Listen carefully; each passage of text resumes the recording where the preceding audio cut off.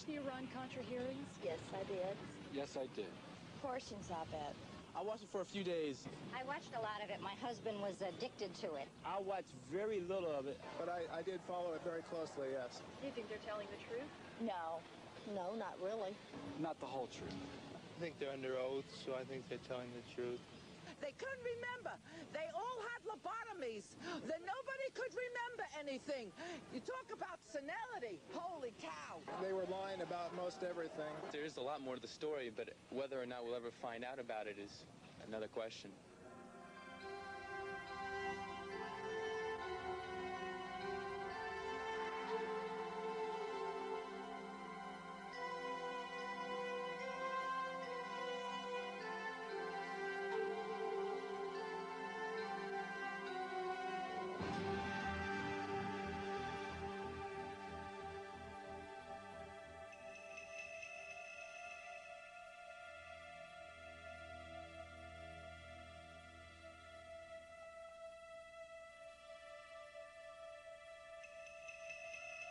What you saw in the Iran-Contra hearings was the exposure of the beginnings of a national security state which believes it has the right to override the Constitution of the United States in the name of security.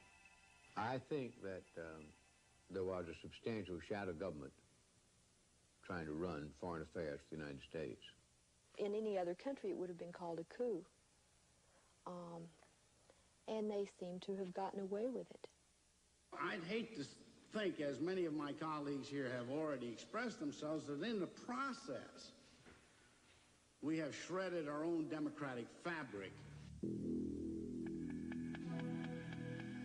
These are modern-day pirates, these guys. They have escaped, essentially, the control of national governments, but they're available for use by national governments.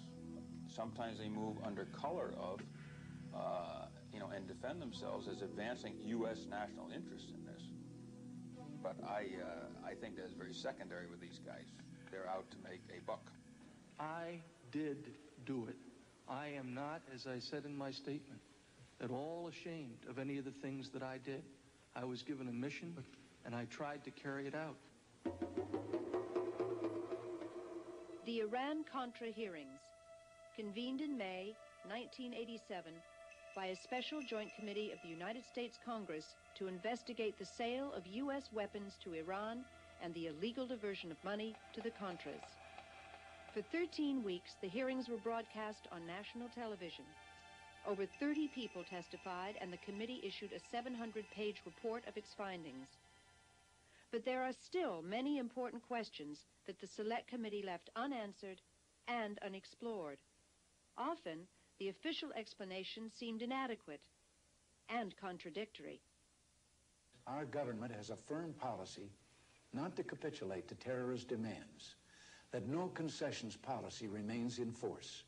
In spite of the wildly speculative and false stories about arms for hostages and alleged ransom payments, we did not, repeat, did not trade weapons or anything else for hostages, nor will we. Despite Reagan's denials, investigations soon revealed that arms had been traded for hostages held in the Mideast. A few months ago, I told the American people I did not trade arms for hostages. My heart and my best intentions still tell me that's true, but the facts and the evidence tell me it is not. Only days later, it was further revealed that the arms to Iran had been severely marked up. Some of the profits had been illegally diverted to support the Contras, a guerrilla force organized by the CIA fighting the Nicaraguan government. The Reagan administration had a major scandal on its hands. What has been going on that had been kept from me in various covert operations? President, did they deceive you? We didn't answer whether Poindexter and North deceived you. We had weapons being sold by the Pentagon under the Economy Act to the CIA, and the CIA selling them to a third party or an agent, in the case of General Secord, who would then complete the transactions. I'm just trying to find out where the authorities were coming from to do these activities. I mean, clearly there was no congressional oversight over this because it was kept totally hidden from the Congress. From whom would you have to get the green light in order to make the request or the direction, I take it, to Secord to move ahead? Well, as I have testified, Senator, I talked to Director Casey, I talked to Mr. McFarland, I talked to Admiral Poindexter. The use of U.S. government money for supporting the overthrow of the Nicaraguan government was specifically prohibited when Congress enacted the Boland Amendment in 1984. Even though it remained in effect until 1986, millions of dollars in profits from Iranian arms sales were secretly diverted to the Contras during this period through contacts with middlemen such as Moniker Ghorbanifar. Mr. Ghorbanifar took me into the bathroom, and Mr. Ghorbanifar suggested several incentives to make that February transaction work. And the attractive incentive for me was the one he made, that residuals could flow to support the Nicaraguan resistance. Even Ghorbanifar knew that you were supporting the Contras. Yes, he did. Izvestia knew it. The name had been in the papers in Moscow. It had been all over Danny Ortega's newscast. Radio Havana was broadcasting it. It was in every newspaper in the land. All our enemies knew it, and you wanted to conceal it from the United States Congress. We wanted to be able to deny a covert operation. Did these hearings uncover the full story behind the Contragate scandal? Or was it merely an attempt to keep the real truth hidden from public view? Peter Dale Scott, professor at the University of California at Berkeley, has conducted extensive research on covert action and CIA activities. The results are detailed in his book, The Iran-Contra Connection. I think the real issue was that both the administration and the majority of the people in the committees were frightened that the real scandals, the drug scandals, for example, would really threaten any future conduct of covert operations on the scale that they had been handled in the past. And so they were trying very deliberately to limit the damage. This was damage control. Look only at the Iran arms sales and the alleged diversion to the Contras. The American people may very well feel that the important questions didn't get asked. So they don't have the whole picture. They have a few little transactions and nauseating detail on those few transactions, but they were cheated out of the whole bowl of wax. And so they were pulling their punches on all the major questions and issues of what really happened in this thing, what the CIA's role was.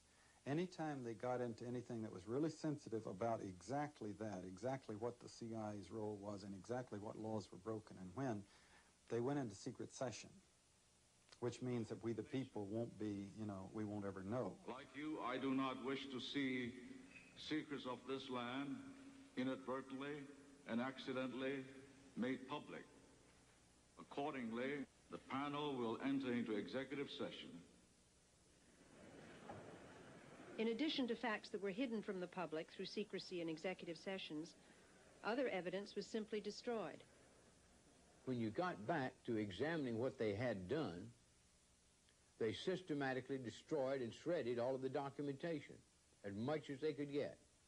Hours of shredding. Altered some of the documents that remained. Stole what they couldn't shred. Now this gives you an indication that there may be a few things they did that they didn't want the public to know.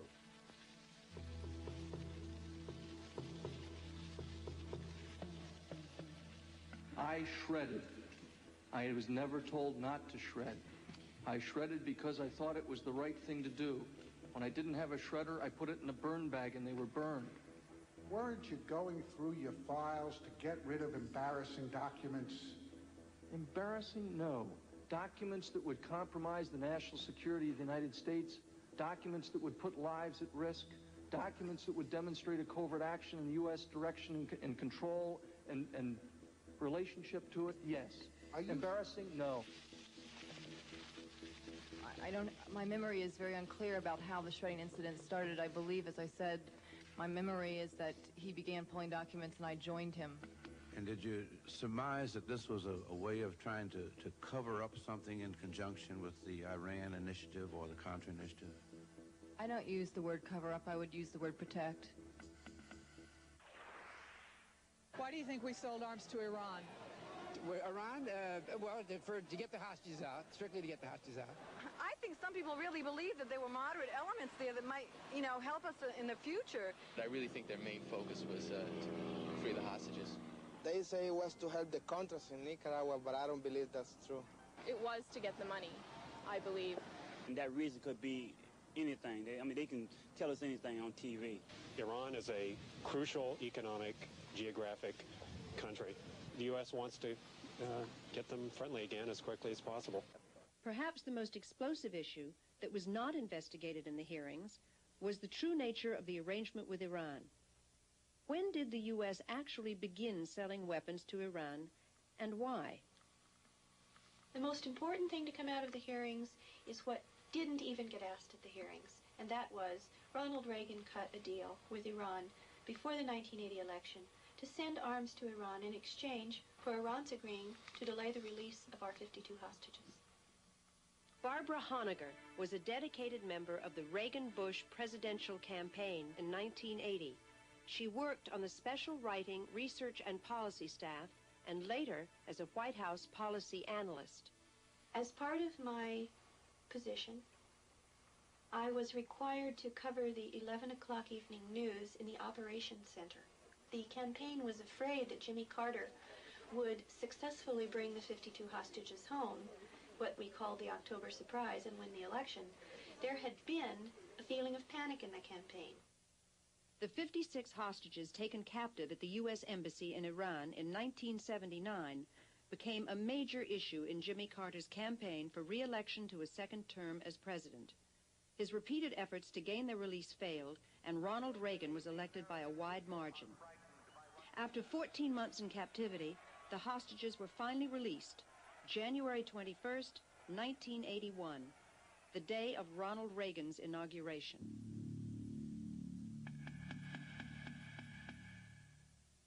Now working as a private investigator, Barbara Honegger has researched the hostage question carefully. According to reports gathered from a number of sources, she has distilled the following information. There were 2 meetings that we know of for certain to date that happened, one in Washington, D.C., and one in Paris, France, before the 1980 election in October of 1980, where George Bush, then vice presidential candidate, Richard Allen, who became Reagan's first national security advisor, Donald Gregg, who became Bush's national security advisor and still is, passed millions of dollars to the Iranians to delay the release of our 52 hostages an additional 76 days.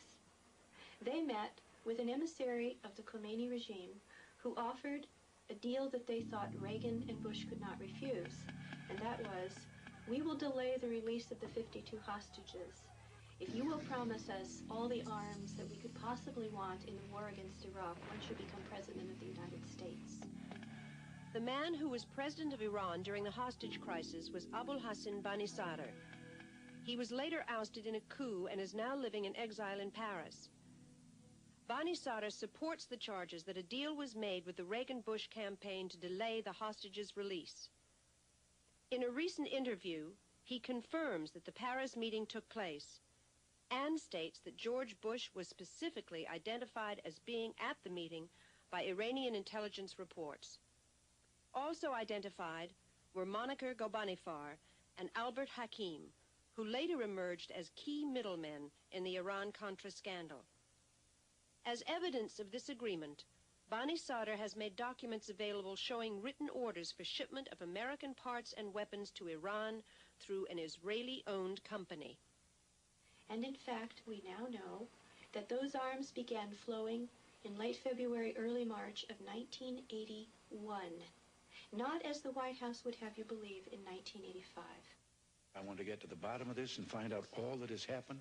And so far, I've told you all that I know. And you know, the truth of the matter is, for quite some long time, all that you knew was what I'd told you. The bottom line is that the Iran-Contra Committee and the Walsh investigation, because their mandates only take us back to 1984, in and of themselves are a cover-up. But the problem of hostages did not go away for President Reagan.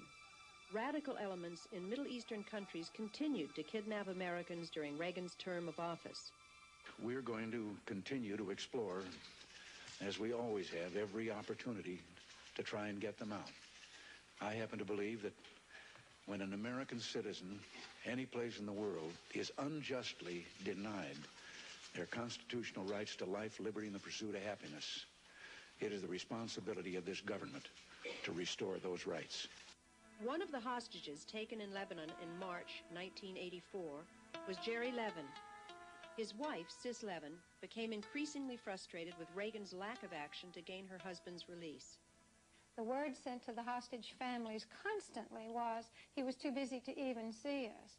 We had no access. We had no task force. We had no hearings in Congress. All of those things were denied us. We were simply told to stay home, to be quiet, to trust, and the agenda will be fulfilled.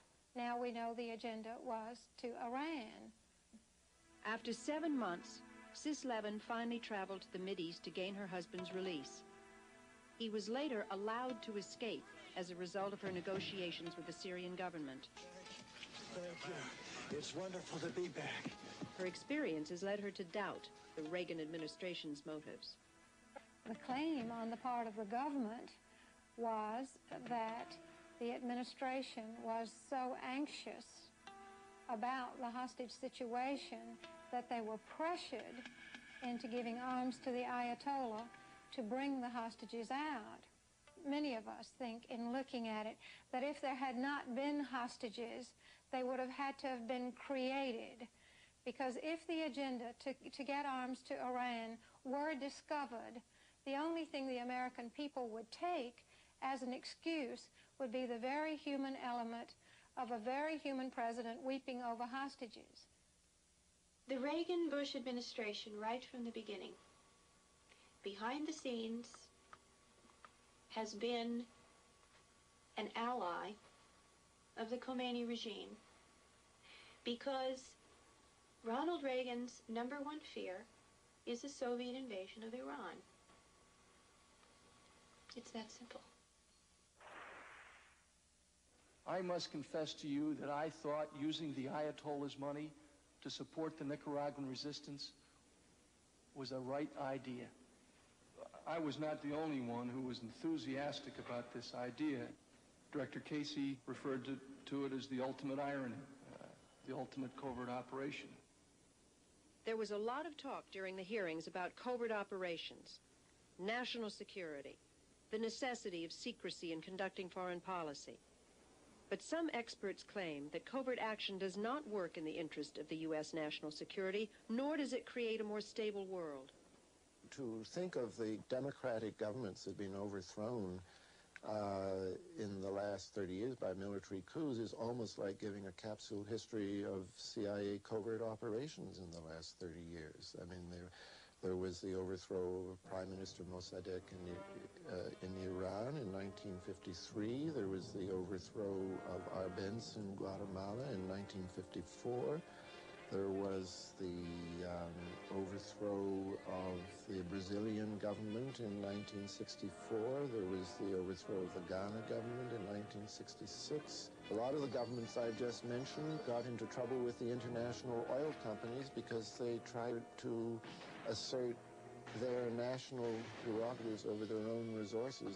Time after time, the CIA has come in on behalf of those multinational companies.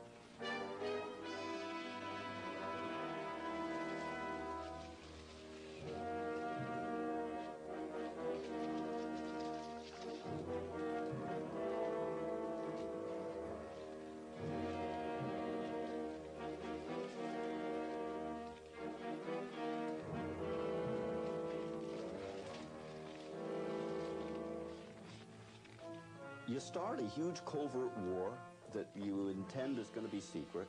It's not secret from the Russians. Certainly not secret from the Laotians who are getting shot at, or the Angolans, or the Nicaraguans, or whoever it is. It's covert from the American taxpayer and voter. And a lot of people make a lot of money off of it. And it attracts criminals, and it has every single time. Who are the names, the faces, behind these covert activities? Some, like Oliver North, General Secord, Albert Hakim, are practically household names. But Daniel Sheehan, chief legal counsel for the Christic Institute, a public interest law firm, believes there are other influential players involved. There exists, in operation now, a secret team of some 24 men, former Central Intelligence Agency covert operatives, former U.S. Pentagon arms suppliers, who have joined together in a private enterprise outside of the control of the American government, either the Congress or the President, who are mounting their personal wars around the world. Whether there is actually an organized secret team or simply a loose association of individuals, it is clear that there are a number of people who have been working actively behind the scenes in these covert operations. Some of the names are Theodore Shackley, who was Assistant Deputy Director of Operations for the Central Intelligence Agency as of 1976, under George Bush, who was CIA Director at the time. Thomas Clines, who worked as a case officer under Shackley in Miami and in Laos. Rafael Chichi Quintero, an anti-Castro Cuban who worked under Clines and was allegedly recruited by the CIA as an assassin. General John Singlaub, who worked with Shackley and Clines in Vietnam and was in charge of the CIA's special operations over the border into Laos. General Richard Secord, who supervised the air operations into Laos and was later assigned to the Pentagon, where he was put in charge of arms sales to Iran. Albert Hakim, who was a salesman for U.S. weapons companies and a middleman in the Iran-Contra affair. These are the men who have been stirring the pot around the world to instigate these wars on the side of the right wing. And that's the group that we're dealing with right here, who are making war around the world for their own personal profit.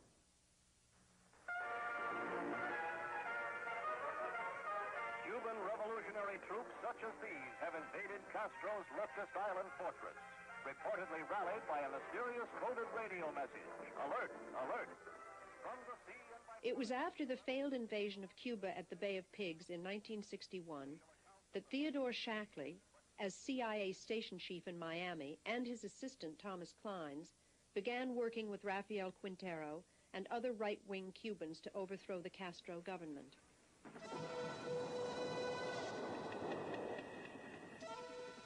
In 1965, Shackley and Clines were transferred to Laos, where Shackley became CIA station chief, Clines his assistant once again.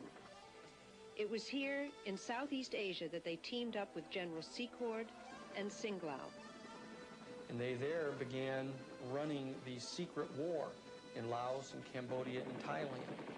Everybody in the United States basically thought the war was going on in Vietnam.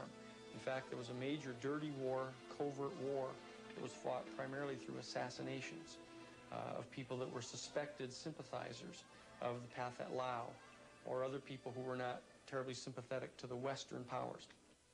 When Theodore Shackley was promoted to Director of CIA Western Hemisphere Operations, he supervised the plans to overthrow the democratically elected president of Chile, Salvador Allende.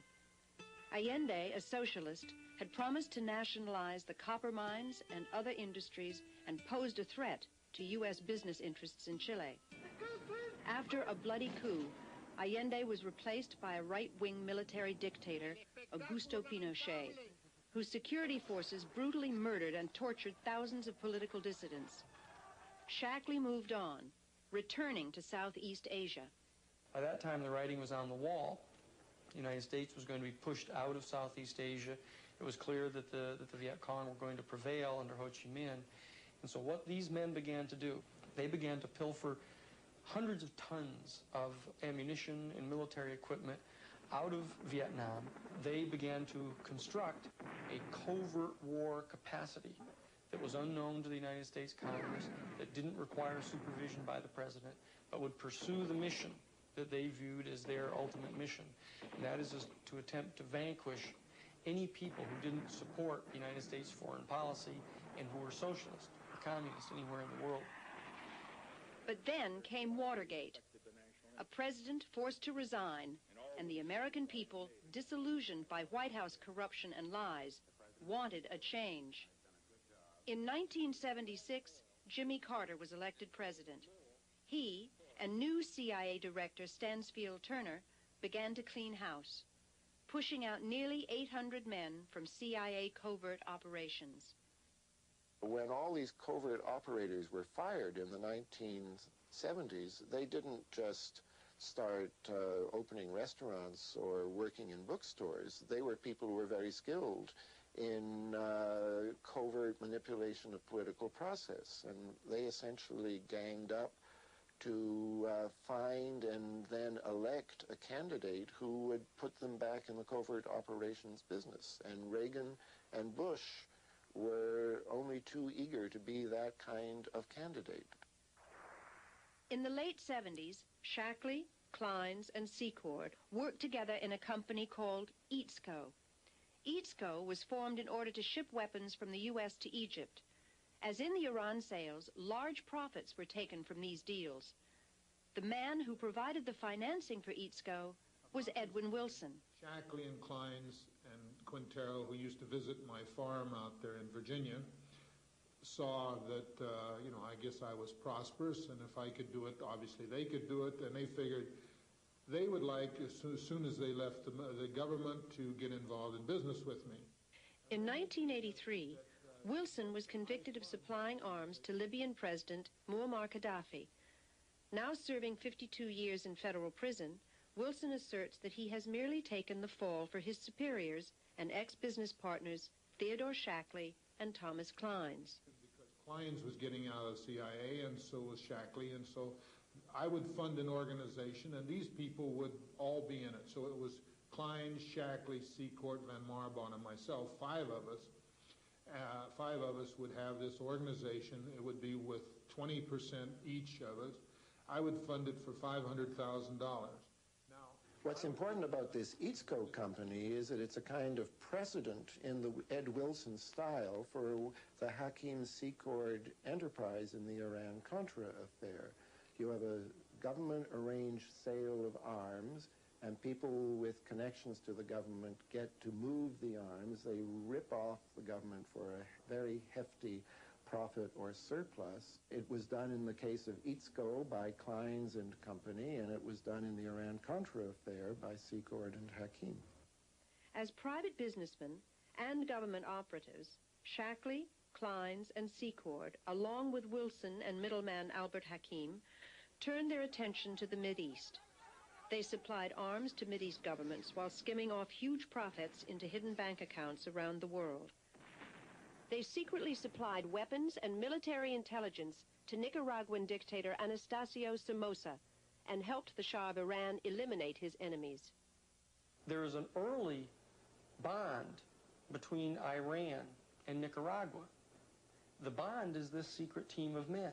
So throughout that period from October of 1977 to December of 1978, this secret team has two major operations, one to support the Shah, the other to support the right-wing dictator Anastasio Somoza in Nicaragua. This was their world at that time. The Shah collapses in December of 78, and Anastasio Somoza collapses in July of 1979.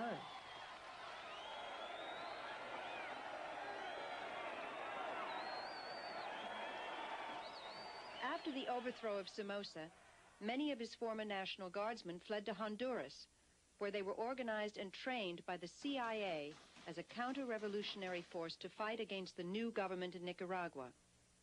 They began to create the Contras, to try to do the identical thing that was done by the supporters of Batista against the Cuban revolutionary government back in 1959. Not an indigenous force inside Nicaragua that had any support from any of the population in Nicaragua. It was a total artifice that was created by these men.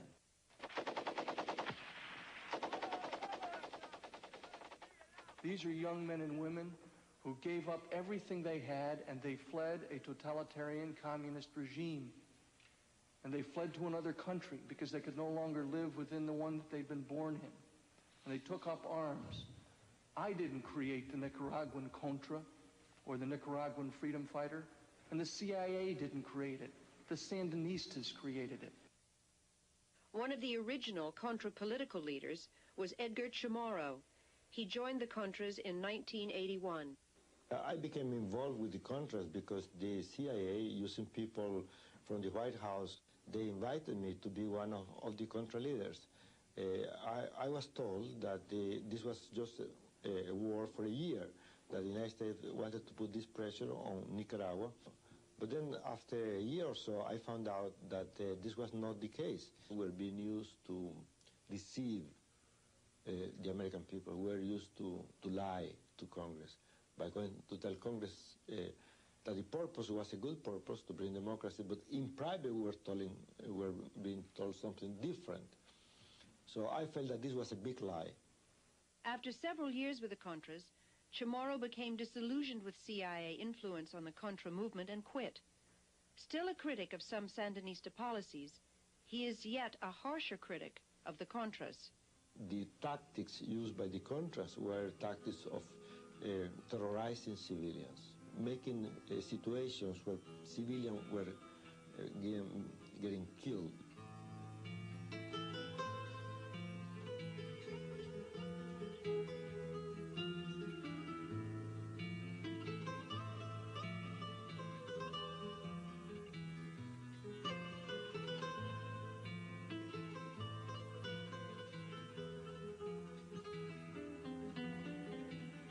In Nicaragua, under President Reagan, they are in fact giving the Contras written instructions in violence and destabilization. The target is the people. The social and economic infrastructure is what you're hitting at. It's not a bloodbath. It's like you go into a village and you kill a few people to make your point. The purpose is to disseminate terror, traumatize the people. We're not killing Sandinistas in the capital. We're not blowing up their homes and terrorizing them. We're hitting at the people throughout the interior of the country.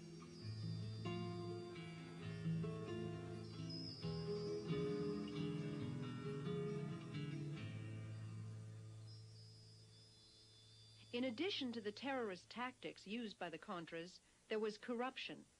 Substantial portions of both congressional funds and privately raised monies were never accounted for.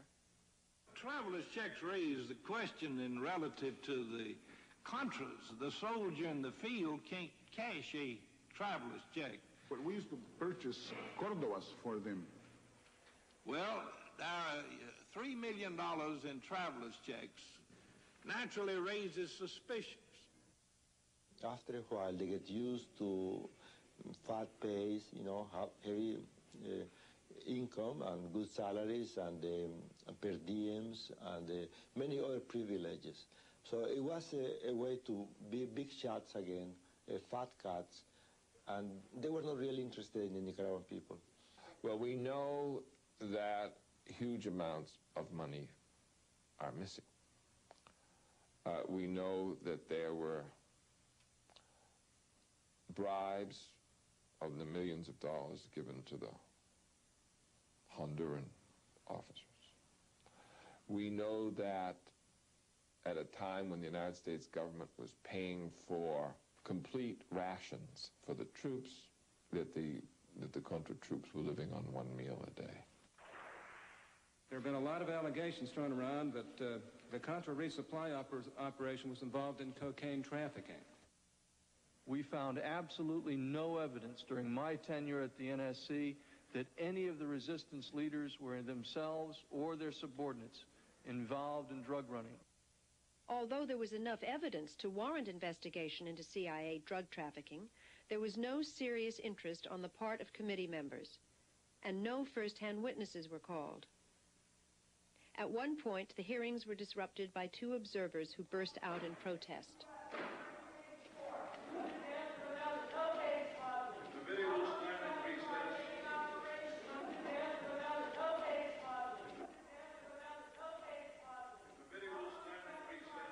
For these actions, the protesters were handed down stiff jail sentences of over a year each. They never got into drugs, even though it kept coming up in their face. They had got declassified a lot of memos from Robert Owen in which he was telling Oliver North that there were Contra leaders who were involved in the drug traffic. The only questions they allowed on this was to sort of smooth it over or to blame it on somebody else. A news program over the weekend suggested that Rob Owen, who testified earlier, was involved in drug smuggling. Now, is there any truth to that? Can you shed any light for us on that subject? Absolutely false. Mr. Owen is the last person, perhaps right beside me, that would ever be engaged in those kinds of activities. In the early 1980s, when the CIA was working to establish a southern front in Costa Rica in the war against Nicaragua, a relationship was established with John Hull, an American rancher living in Costa Rica. There is mounting evidence that the airstrips on Hull's ranch became not only a delivery point for illegal Contra weapon shipments from the U.S., but were also used for transporting cocaine into the United States. You have CI bases in Costa Rica and Honduras. You have airplanes flying back and forth continuously, landing at bases in the United States where they don't have to go through regular customs, with the CI escorting the people in and out in a certain laissez-faire in the attitude at best of the customs, if there is, any customs representation there. So it's a dream situation for drug smugglers. George Morales, who is now serving 32 years in federal prison for drug smuggling, once ran an air transport business in Florida. In 1984, while under indictment for smuggling marijuana, he was approached by the CIA. You have to understand what situation. I was in the business, drug business, for a long time, and I didn't have no need for me to go to Costa Rica in order to fly back to the United States. Being in Colombia is very easy for me to go down there and get my connection to bring the cocaine back straight from Colombia. I got involved with these people in 1984, right after my indictment. They approached me with different questions to how to help the fight against the communists, because I was going to get in exchange for my help, I was going to get some type of deal, let me put it that way, in which they were going to be able to take care of my legal problems. They told me that they were going to go on to Washington and talk to these people in Washington. And in many occasions, they told me the name of Elliot Abrams and George Bush. They had some drugs, cocaine, in San Jose, Costa Rica, which they needed to bring it back to the United States. I was told to send the planes with the supplies to exchange, which we did. And we came back with some drugs from Costa Rica. Did you come back with cocaine? Yes, we came back with cocaine. Gary Betzner, who is also serving time for drug smuggling, worked as a pilot for George Morales. George said he wanted me to fly a couple loads of guns and bring coke back from Costa Rica.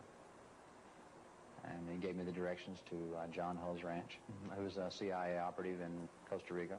I left approximately midnight, arrived at John Hull's ranch about 7 o'clock in the morning, offloaded the guns, loaded 500 keys of cocaine on the plane. I gassed the aircraft myself, loaded it, and departed. And each time I did it, I paid myself 20 kilos, which is approximately $400,000. Eventually, when this was brought to the attention of the FBI and the Assistant U.S. Attorney in Miami, they went down and conducted some kind of investigation of this. Hull's name came up. Hull refused to be interviewed. Hull and his friends phoned Washington. Washington alerted Oliver North. Oliver North somehow got the Justice Department in Washington to phone down to the U.S. Attorney's office in Miami And apparently the U.S. attorney was told to go very slow on his investigation. But CIA involvement in the drug business did not start in Central America. It dates back at least as far as the Vietnam War. Well, the three men, Shackley and Singlaub and Secord, were all working together from different countries on the huge CIA secret war in Laos. Our allies were the opium-growing tribesmen, and this meant that we continued in a very large way not only to support but really to augment a flow of heroin. This had to be run with the knowledge and the approval of the people who were in charge of these air operations. And these air operations had been controlled in the 66-68 period by General Secord. The way the dynamics worked is that you're a young or middle grade case officer or pilot on Air America, the CIA Airlines, or CAT, Civil Air Transport, and this general and his family or his aides get on the plane and they have suitcases that you know damn well is full of heroin. Now, you don't really have the authority to throw them off. It's kind of more their country than yours. And if you do, you're going to lose your job and have the whole weight of the CIA coming down on you. Whereas if you just smile and fly them and then get them down to the base in whatever capital you're going to and take them through customs if necessary, help them through, you know, you're doing your job, you're making money, no questions asked. Despite our best efforts, illegal cocaine is coming into our country at alarming levels, and 4 to 5 million people regularly use it. 500,000 Americans are hooked on heroin. 1 in 12 persons smokes marijuana regularly. Our job is never easy because drug criminals are ingenious. They work every day to plot a new and better way to steal our children's lives, just as they've done by developing this new drug, crack. For every door that we close, they open a new door to death. This administration is impossible to embarrass to begin with. I mean, they rely on the old rule of deny, deny, deny, despite the vast amounts of evidence that is available. And as we talked earlier, there is the tendency within the Congress and within large sections of, first of all, the establishment media, simply to reject this sort of thing. It can't be happening. If Nancy Reagan is saying just no to drugs, how can, drugs be running by the same freedom fighters as she embraces at various banquets? The weapons trade and the narcotics trade in the world are 2 of the top 5 major money-making transactions in the whole world. These 2 major commodities in the world are hundreds of billions of dollars that go on. They could pay the money of the national debt for whole countries. In fact, Jorge Ochoa and Pablo Escobar agreed to pay the entire national debt of Colombia if, in fact, Colombia would agree not to allow them to be extradited. And it would still leave both of these guys multi-billionaires. So the amount of money that we're talking about here is absolutely gargantuan. And all that the intelligence community, these guys have brought outside the governmental structures, are tapping into hundreds of millions, which they need to run their operations.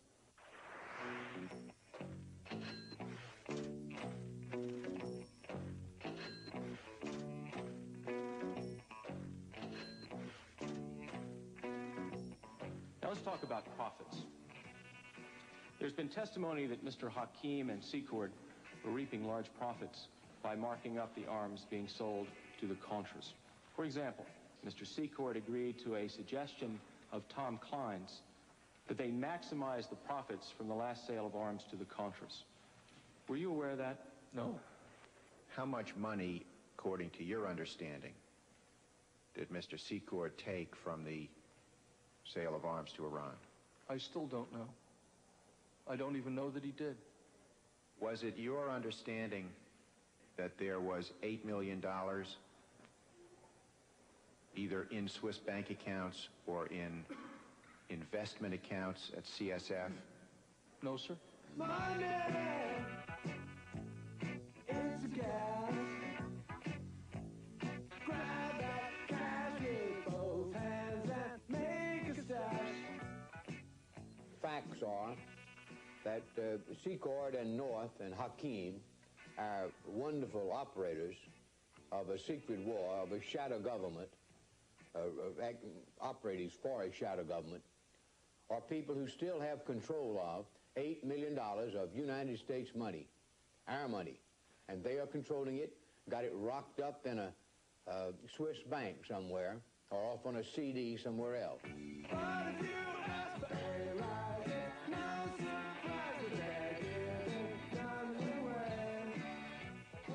Corruption, blatant violations of U.S. law, and drug running are not the only means to a political end. There is mounting evidence that assassinations, even of Americans, are not out of the question. Mr. Owen, you were in Central America in May of 1984 when a bombing attack was undertaken on the headquarters of then former Contra leader Eden Pastora. Is that correct? Yes, sir, I was. I was down there on a survey for Colonel North.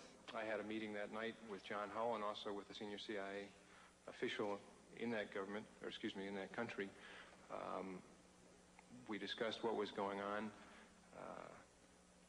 And I just was shocked, as everyone else was, when we learned about 3:30 in the morning when some of the Nicaraguans came to the apartment and talked with us and told us what had happened. John Hull has been accused of masterminding it or being involved in it. That's absolutely scurrilous as well. And I'm saying this under oath. The 1984 bombing at La Penca, Nicaragua, killed 8 people and injured 25 others. Among those killed was American journalist Linda Frazier. The intended victim, Contra leader Eden Pastora, escaped with only minor injuries. But some people started asking, who would want to kill Pastora? And why?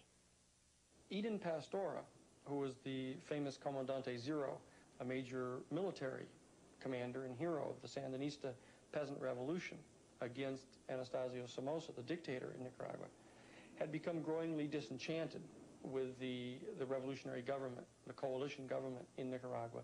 In 1982, he left Nicaragua and went to Costa Rica. His purpose was to organize a genuinely indigenous group of Nicaraguans to undertake a political and military resistance to the Nicaraguan government. Tony Abergan, freelance journalist and news cameraman, was working for ABC News in Costa Rica during the Pastora controversy. Pastora had received an ultimatum from the Central Intelligence Agency saying that you must accept unity with the largest Contra group, the FDN, or face a cutoff in aid and unspecified consequences. He called this news conference for the purpose of saying that he would not give in to this demand and that he would never accept unity with the FDN, and basically to tell the CIA to go to hell. Because of moral reasons, because of political and ideological reasons. We could not unify, become allies with the historical murderers of our people. The international media was invited to this press conference held at Pastora's Contra base camp just inside the Nicaraguan border at La Penca. Tony Abergan was one of the journalists who made the trip upriver to hear Pastora. It was just a very, very routine day. I myself had made at least a dozen, maybe 15 trips to Contra camps in southern Nicaragua, and this was just one more, and I thought absolutely nothing of it. I mean, didn't think there was any danger involved, whatsoever. So we got there at about 7 o'clock in the evening, and we went up to this cottage, and Pastora was there. So very soon he started talking with us. A girl came in and offered him some coffee. Some seconds afterwards, or maybe 1 minute afterwards, the bomb exploded. Yo, sencilla y llanamente, con los que asesinaron a mi pueblo, con los que asesinaron a mi padre, con los que... Otra cosa, cierto.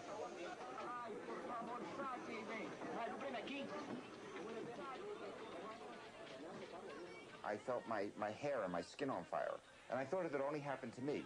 And I fell forward onto the floor trying to put out the fire, and almost as soon as I hit the floor, I realized that it wasn't just me.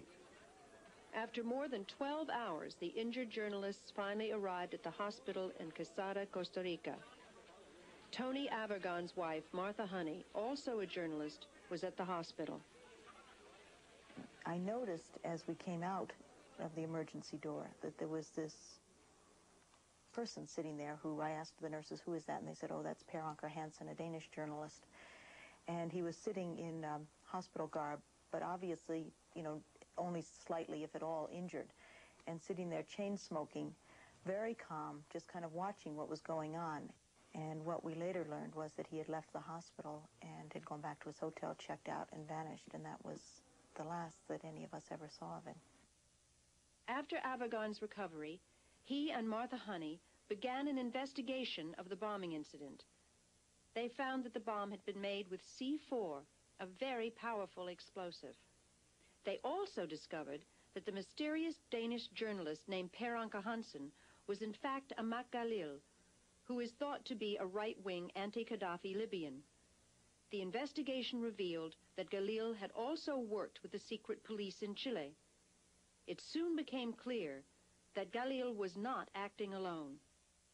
The action is well done, it's very precise, and we didn't get to Per Anker Hansen, never, we didn't get to him. That means that he has a very good network to help him. That is the reason why I think there's an organized crime there. I don't care if it is left or right. I think there is a network behind Per Anker Hansen. We began quite early on to collect information about what we call the intellectual authors, the people, the team behind the bomber. And I think within about 2 months, it became pretty clear to us that what we were looking at was a group of people which included some Cuban Americans from Miami, this fellow John Hull here, who works for the CIA in northern Costa Rica, some of the top leadership of the Contra organization, the FDN, including Adolfo Calero, and some other people leading up towards the White House. Son las mismas fuerzas. La contrarrevolución. They are the same forces. The counter-revolution, supervised by Senor Calero, and sections of the CIA and the National Security Council, conducted by Mr. Maroney, whose other name is Dewey Claridge, in the Central Intelligence Agency, and in the National Security Council, conducted by Colonel Oliver North. El coronel Oliver North eran los interesados. They were the ones interested, or the ones in whose interest it would be, to eliminate the Southern forces or to eliminate us. The evidence now is a matter of public record that Secord and Kleins and Hakim and Rafael Chichi Quintero, at least, were directly involved in supplying the military equipment, including the C4 explosives that were going into Costa Rica to John Hull's ranch. And we have placed John Hull, by direct eyewitness accounts, physically in the company of Per Anker Hansen or Mak Galil prior to the bombing, in the presence of the metal suitcase that had the C4 in it. I have no idea who placed the bomb in La Pinca or why. I have no idea. I only know that this Honey and Avergon have constantly bribed people to give false information implicating the CIA, the Costa Rican officials, and so forth. If the CIA has the capacity, if they wanted to kill somebody, they wouldn't have to kill a bunch of innocent press people. That's logical. And they have no need, they had no need to kill. What would the CIA gain by Eden Pastor being dead? We're convinced from the interviews that we did that targeting the American press, the American journalists who went to La Pinca, was one of the specific objects. They wanted Americans to die. They succeeded. They killed Linda Fraser. And that this was one of the plans, because the plan was to blame this bombing on the Sandinistas and try to turn American public opinion and the American press against the Sandinistas. Following their investigation, Avergon and Honey filed a $20 million lawsuit against the group they feel is responsible for the La Pinca bombing. Representing them in this potentially explosive case is Daniel Sheehan and the Christic Institute, a public interest law firm that has successfully prosecuted cases involving Karen Silkwood, 3 Mile Island, and the Ku Klux Klan in Greensboro, North Carolina. The defendants in the Lepenka suit include Theodore Shackley, Thomas Kleins, General Secord, and others with connections to the CIA and the White House. You've spoken very highly of Thomas Kleins and Rafael Quintero. Yes, sir. And you indicated that you'd use the services of both in your Contra or Iran project, some of them. Well, as you're no doubt aware, you and Thomas Kleins and Rafael Quintero and others have been sued in federal court in Florida for a vast array of alleged illegal and corrupt practices beginning as far back as 1960s. Did you know about that? Of course I know about it. Well, the allegations include the organization of assassination program funded by the drug kingpin in Laos and laundering of millions of dollars skimmed from sale of military weapons to the Shah of Iran, and they've got the provision of military services to Somoza and laundering Colombian drug money. This suit, which was filed in May of last year, is the most outrageous fairy tale anybody's ever read. Nobody, including the Justice Department, credits it at all. It's being dealt with. I can only fight on so many fronts at once. I regard that one as a rather minor threat, which will be tossed out of court shortly. Thank you very much. The hearing will stand in recess until 2 p.m. this afternoon. Clearly, the Reagan administration, in its policy with respect to Nicaragua, has again and again taken the position that the end justifies the means. They're perfectly happy to subvert domestic law, international law, because they have a higher goal in their own minds, and that is to fight communism. Now, if we don't support the Nicaraguan democratic resistance and ignore the communist threat that exists right now in Central America, what in your opinion you think might happen in the next 20 years in this hemisphere and maybe throughout the world? It won't take 20 years, Senator. It will take a whole lot less. The consolidation of the communist regime in Managua will result in the spread of that revolution as they themselves have advocated. You will see democracy perish in the rest of Central America. If the communists get control of Central America, which I assure you they will if we leave Nicaragua as a base for the Cubans and the Russians, then they'll be in a position to throw 50 or 80 million refugees into the United States. They can break our economy and never fire a shot. If you deeply believe that this is a communist menace that is going to march from Nicaragua up to Texas and Topeka and soon take over the United States, maybe it would justify the means. But if you look back over the history of this thing, each one of these crises has not. Look at Angola. We were told 10 years ago that if we allowed a Marxist government to take over in Angola, we'd never get another oil tanker out of the Persian Gulf, but they would disrupt the sea lanes. Well, the Marxist government did take over in Angola. We were told that if we lost Vietnam and Indochina, that the whole row of dominoes would fall. What were the results? When we lose the war, all the dominoes that were supposed to fall, instead of falling, they become, just a few years later, what the World Bank, our own institution, calls the economically strongest region in the world. Counsel, I don't believe that anyone who served in Vietnam, who saw what happened as a consequence of our efforts, when, in my opinion, we won all the battles and then lost the war, could ever be unaffected by that unless they were totally insensitive. I would also point out that we didn't lose the war in Vietnam.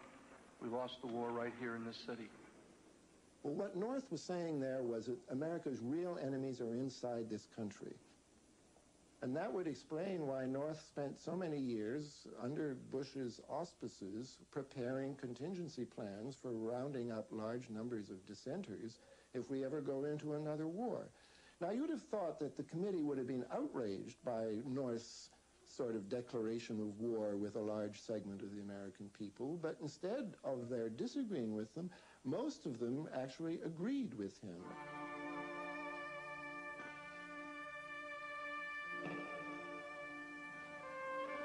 The fear of an enemy within is not new in American government. In 1942, amidst the hysteria following the bombing of Pearl Harbor, over 100,000 Americans of Japanese descent were rounded up and put into mass prison camps.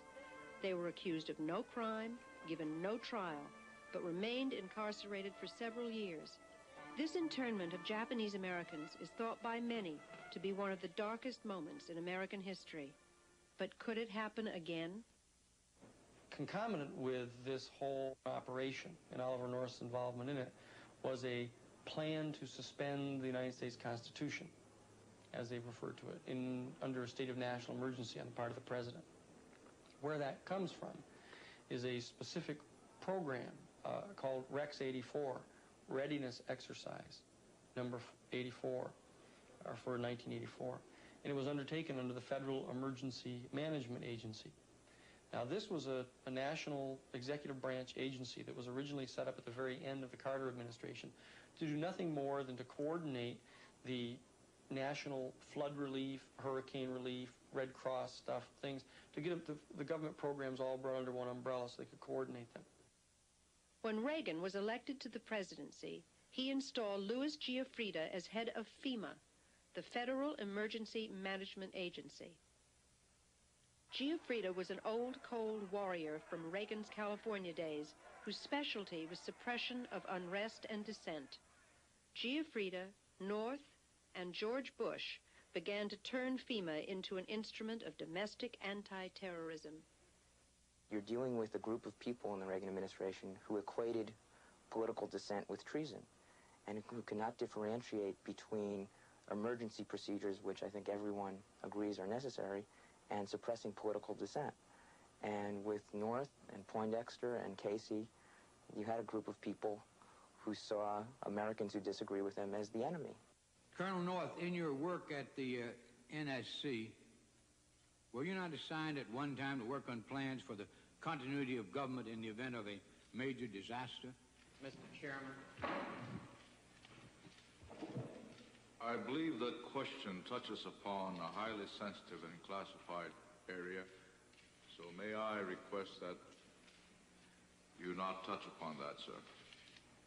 I was particularly concerned, Mr. Chairman, because I read in Miami papers and several others that there had been a plan developed by that same agency, a contingency plan in the event of emergency that would suspend the American Constitution. And I was deeply concerned about it and wondered if that was the area in which he had worked. I believe that it was, but I wanted to get his May I most confirmation. respectfully request that that matter not be touched upon at this stage. If we wish to get into this, I'm certain arrangements can be made for an executive session. And tragically, the only member who got close was Jack Brooks, and he was stopped by the chairman. But the truth of the matter is that, yes, you do have those standby provisions, and the plans are there, and the statutory emergency plans are there, whereby you could, in the name of stopping terrorism, apprehend, invoke the military, and arrest Americans and hold them in detention camps. If the president ordered a direct strike into Central America, which was to be codenamed Operation Night Train, we got the documents on it, that they would set up a concomitant domestic readiness exercise or war game scenario called Rex 84, the main rationale of which was to round up 400,000 undocumented Central American aliens within a 2-week period of time and incarcerate them in 10 military detention camps. They rehearsed this, but of course if you were rehearsing the rounding up of 500 million aliens, you have also rehearsed the rounding up of 500,000 critics of the administration.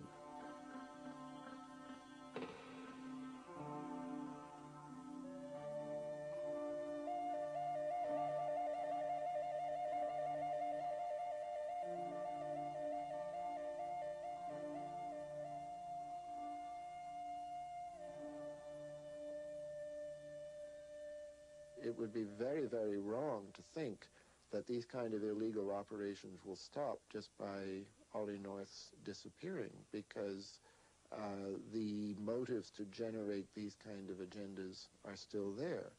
And the powers that were collected in his name, his office, as far as I know, they are still there. In times of passion and in times of great fear, what to the eyes of the person and the mind of a person in time of relative peace and stability seem impossible, become very real, very logical, very possible. One of the most threatening developments surrounding these revelations is the use of money raised through illegal activities to influence the American electoral process. There are growing indications that large amounts of offshore money are being funneled to conservative political action committees to mount campaigns against liberal congressmen up for re-election. They have set themselves up as an independent government outside of our country's shores, operating out of private corporations with hundreds of millions of dollars at their disposal. And they will not be told no. Not only they won't be told no by individual congressmen, because they will smash them politically. They've moved money into these PACs from offshore to help fund these campaigns against people who don't support their policies. We've come actually full circle where these people over on the Hill are intimidated, that they're afraid of having a whole campaign launched against them in their congressional district. Hey, you know, in the 70s, there was a congressman or two who really stood up to the CIA. There was Congressman Pike, who brought out a very, very critical report on what the CIA had been doing. And that man was destroyed. His report never even got to Congress. I mean, there was Senator Clark, for example, with the Clark Amendment, which stopped operations in Angola, prohibited the CIA from operating there. A lot of money came into his state in the next election. They said it was South African money. Who knows? And he was defeated. Senator Church, who led the overall critique of CIA operations, a lot of money came into his state of Idaho in the next election, and he was defeated. So congressmen can see who has the power and who has the money in these things, and every now and then one or two of them will stand up and oppose them, but they need an awful lot of encouragement from the people before they're going to take on such powerful enemies. Do you think the Iran-Contra scandal will have an effect on future government operations? No, I think it would be more the same. I don't think that it's going to have much of an effect at all. I just think that they'll be more careful next time. They will continue to carry on covert operations. I think this has been going on forever. They make laws which are for us that they don't seem to be able to, they don't apply them to themselves very often. And who is going to inhibit them? The gangsters that are running this country is going to inhibit somebody. What's happening here, my friends, is a major deception which is in process as we stand and talk tonight. A major deception in the same way that the Warren Commission was a major deception worked upon the American people. The same way that the Watergate investigation was a major deception worked upon the American people. Just like the bombing, the secret bombing of Cambodia was kept secret and was a deception worked upon the American people. How long are we going to stand for being deceived in this manner? We will have to make a decision as a country, both Congress and executive, that we will not tolerate this kind of activity and we will go after the perpetrators. These people do have faces when we talk about the shadow government or we talk about the secret team. It's not something totally amorphous. These people are identifiable and can be brought to justice. Assassination, drug smuggling. If they had pursued that line of questioning, they would have soon gotten themselves into a position where they would have had to impeach someone. They could track that right back into the White House. They could put it at least right under the nose of Ronald Reagan. This is the major constitutional crisis since the Civil War. You have a president who is unaccountable and says that it's his interpretation of what laws he'll select to obey. When you have that, you have a constitutional crisis. All of these things that have been alleged for years and have been speculated and have been charged and have been consistently denied are being confirmed. And these documents have shown an incredible array of efforts, all of which were denied to Congress repeatedly and flat-out lies by top members of the administration and by the President. It is not a CIA gone wild or a secret government operating on its own. It's a group of people doing things with the authority of and at the direction of the White House. Covert operations have never done this country any good. They may be of momentary advantage to the people who are in power at a particular moment, but in terms of the interests of this country as a whole, they have proven disastrous. There isn't a single one in 30 years that you can point to and say, well, that was one that we are now more secure, better off, and happier as a result of. Every one of them has in its own way contributed to the deterioration of security in the world that we live in. And so it's really time to stop them. Instead of operating within rules and law, we have been supplying lethal weapons to terrorist nations, trading arms for hostages, involving the U.S. government in military activities in direct contravention of the law, diverting public funds into private pockets and secret unofficial activities, selling access to the president for thousands of dollars, dispensing cash and foreign money orders out of a White House safe, accepting gifts and falsifying papers to cover it up, altering and shredding national security documents, lying to the Congress. Now, I believe that the American people understand that democracy cannot survive that kind of abuse. There was a time when ignorance made our innocence strong.